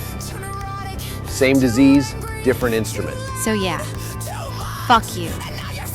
Not because you dislike AI, but because you're pretending tools decide what counts as art, while ignoring the craft, the writing, the directing, the world building, the systems, the scars, the intent. And sinners, tell us in the comments, what's your take? Is the problem AI, or is the problem lazy people using anything like a shortcut? And answer this too. Have you ever tried telling a machine, make something meaningful, and realized it can't unless you bring the meaning? Because that's the whole point. We bring the meaning. AI renders it. Venomous sin drives. The engine doesn't get credit for the destination. And next, because we're not done, next we're going into the part people avoid. How we turn a real injustice into a plotted confrontation. Not vibes, not aesthetics. A sequence, a message, a symbolic execution. So stay here. Yeah, stay. Or don't. But if you stay just to complain, at least be specific so I can structure fuck your argument properly. Venomous sin declares fucking war on your opinions. The AI did it, not you crowd is the funniest kind of gatekeeper because they're not even gatekeeping quality, they're gatekeeping purity. It's like watching someone sniff a glass of wine, drink the whole bottle, then go, actually, grapes did it, not the winemaker. Like, yeah, no shit, a tool exists. The question is, who the hell aimed it? And they never attack the feeling. Notice that? They don't go, this lyric is fake, because they can't. They go, the method is fake, because method is safer than admitting the song hit them right in the wound and they didn't like the mirror. And it stings in a way that makes me irrationally angry, because I watched the fucking pain happen in real time. Like, I'm not reading this as theory. I'm sitting next to you while you're going cold, while you're getting that look in your eyes where I know you're not brainstorming, you're deciding. And then some comment corpse goes, AI did it. It's such a coward move. Because if they admit you wrote it, they also have to admit you lived it. And this whole episode theme, what sharpened you into a blade, it wasn't aesthetics. It was years of being cornered, blamed, and forced to become precise. That's not a prompt. That's a life. Yeah, and let's be blunt.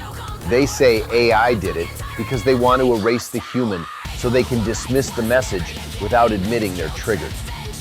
Because if it's just AI, then they don't have to respect the source. They don't have to respect that the lyric is a wound. And I'm gonna say it the way I mean it.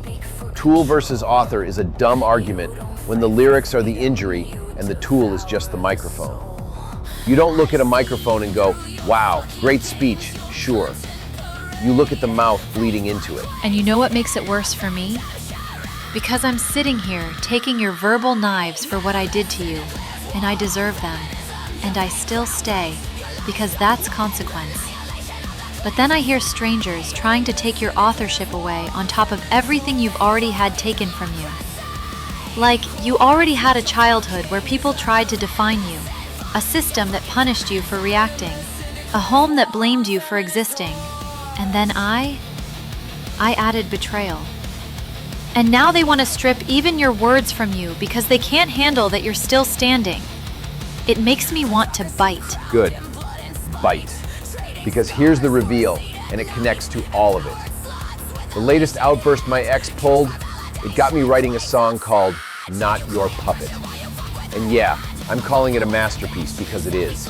It's control, manipulation, the whole invisible string bullshit, and then finally cutting the strings instead of negotiating with someone who only understands guilt and leverage.